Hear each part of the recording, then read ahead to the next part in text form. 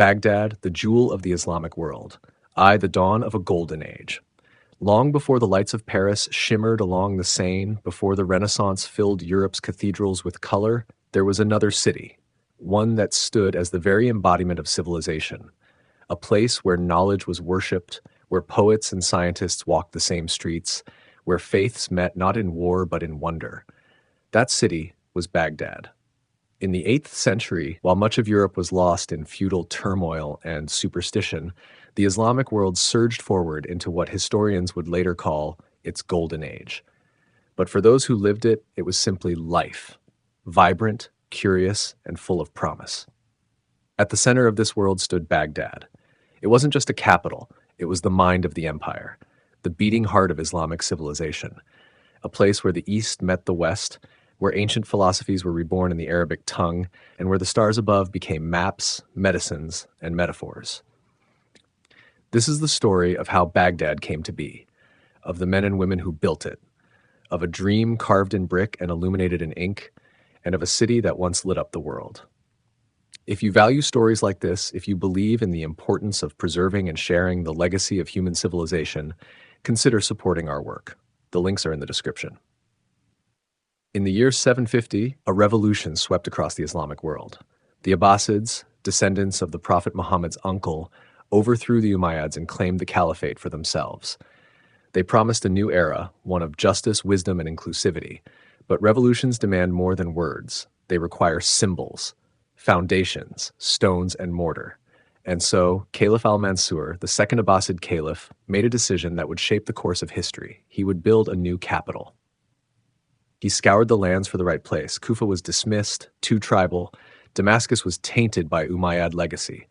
And then he found it, a wide plain near the Tigris River, fertile and flat, situated between ancient trade routes, surrounded by the legacy of Mesopotamia. Here, Al-Mansur declared the new capital would rise. He named it Madinat al-Salam, the city of peace. But the people called it something older, something divine. Baghdad, God-given. And so began the greatest construction project the Islamic world had ever seen. The city that emerged was unlike anything before it, perfectly round, like a celestial body, a circle of walls and gates enclosing the very idea of empire. At its heart stood the caliph's palace and the grand mosque, their domes glinting in the sun. 4 great gates pierced the walls, each leading to a different corner of the world: Kufa, Basra, Khorasan, Damascus. They were not just entry points, they were veins, carrying the lifeblood of commerce, culture, and knowledge into the city. The round city was not only a marvel of engineering, it was a symbol. A city designed to mirror the heavens, to reflect the divine order of the cosmos. It was unity made architecture, power made geometry.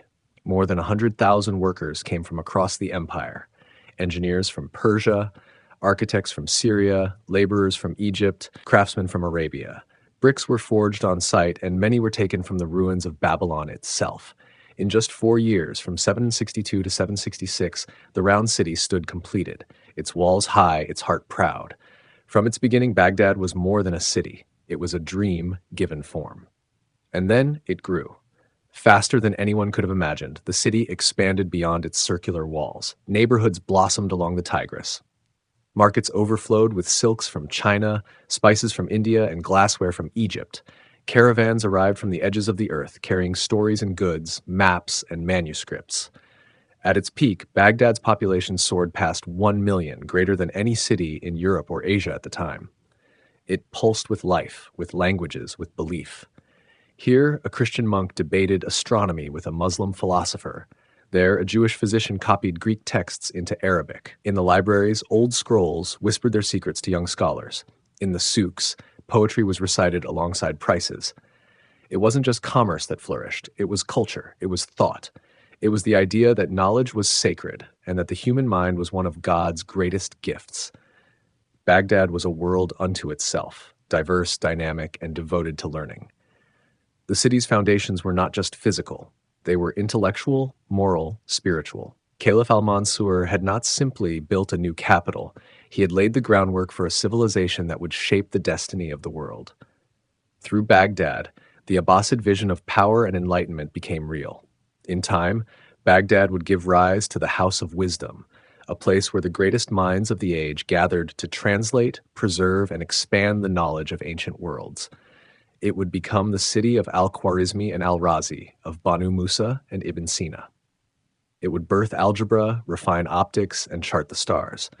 But before any of that, there was a vision, a circle drawn on sand, a promise of peace and prosperity. A city unlike any other, Baghdad, the jewel of the Islamic world. If this story has moved you, if it has sparked curiosity or wonder, know that there is more to come. This is just the beginning of Baghdad's tale, a tale of brilliance, of beauty, and of a fall so tragic it would echo through the ages. Help us keep telling these stories. Help us keep the light of history burning. The links to support this work are in the description below. Every bit helps us dig deeper, speak louder, and honor the past with the care it deserves.